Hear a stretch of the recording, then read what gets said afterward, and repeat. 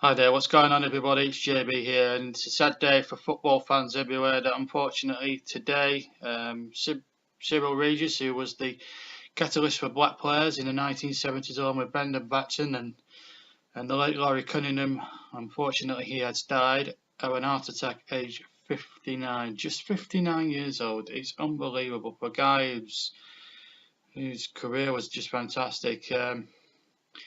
Read his name at West Bromwich Albion as part of the 3 Degrees under Ron Atkinson, where him, Brendan Batson, and the late great Laurie Cunningham really made a name and paved the way for black footballers.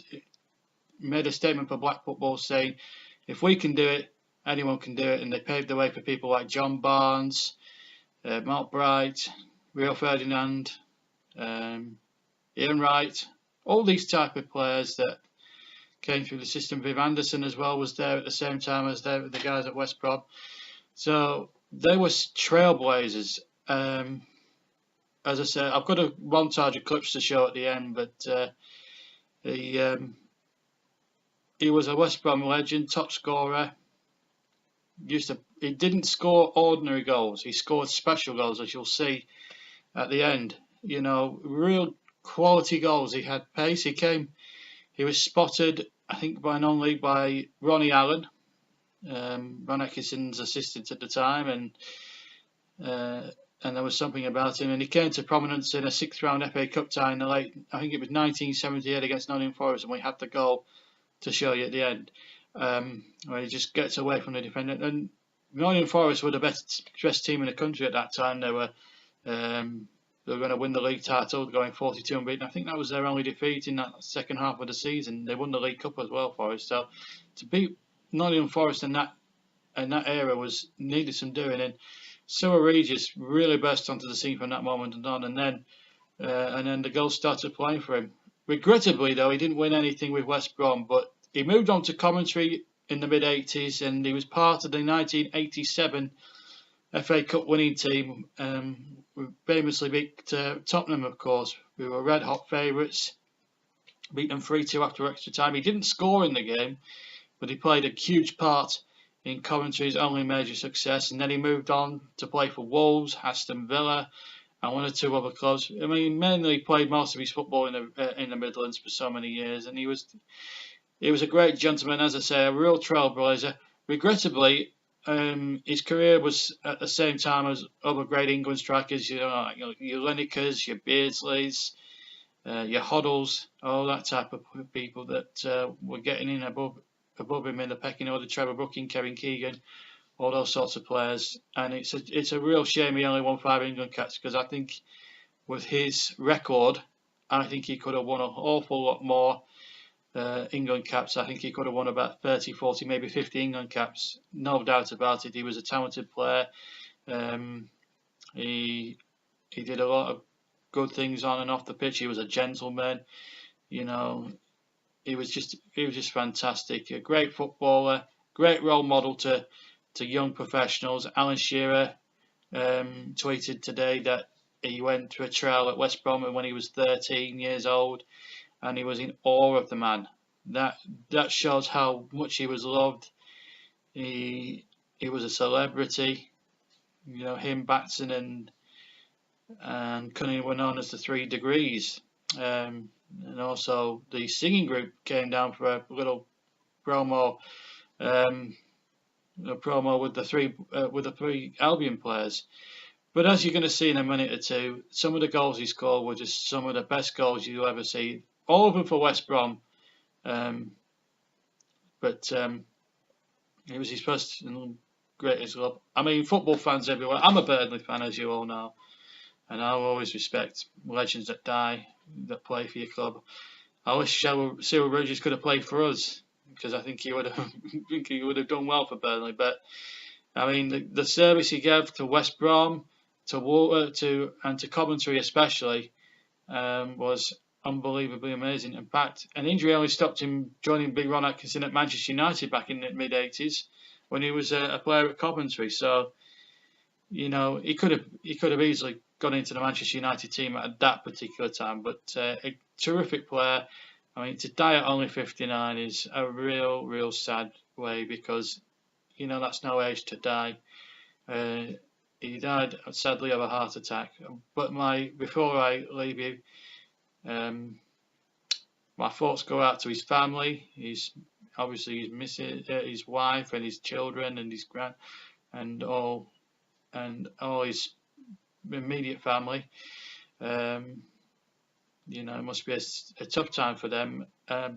Also, you know, the football community is going to miss him a great deal.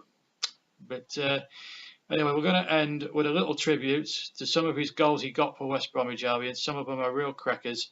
A nice way to sort of give my little tribute to the great man. A huge big send up. Rest in peace, Cryille. Take care.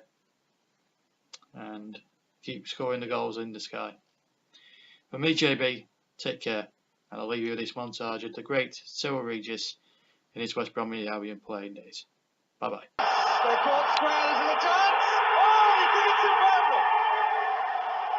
Regis seemingly taking it so low with the bend of the knee, and look at the delight. Cryille Regis, the youngster, spotted and away again to show that pace and grace and control. Just a nicely weighted little pass for Ali Brown, who's turned inside Brian Green off. On for Regis. Oh, what a goal! Robertson. It's Harris's header. It only comes to Regis. Oh, it's a chance for Regis here, and he's made it!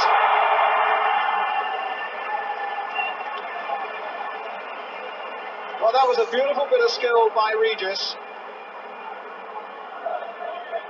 He got past two defenders, and when the opening was there, what a bullet-like shot it was. Bonetti got a hand to it, but it wasn't enough to stop it going into the Chelsea net.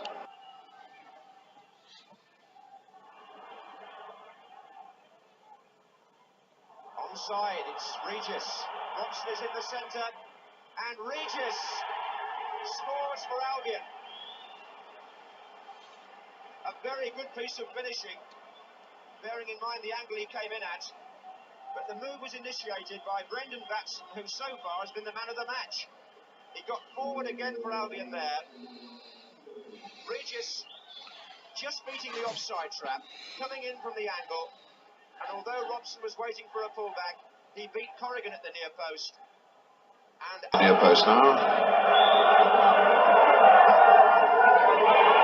John Wall got the touch, and Regis gets the goal, and it comes. It's 1-0 Albion, and on his 22nd birthday, Cryille Regis knocks in his 7th goal of the season. But the disruptive work of John Wall here is most important. The ball swinging away from Davies, and Regis an easy job on what was then the goal post.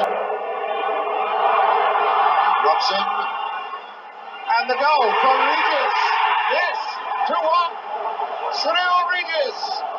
Oh, this is a birthday and a half for Cryille Regis.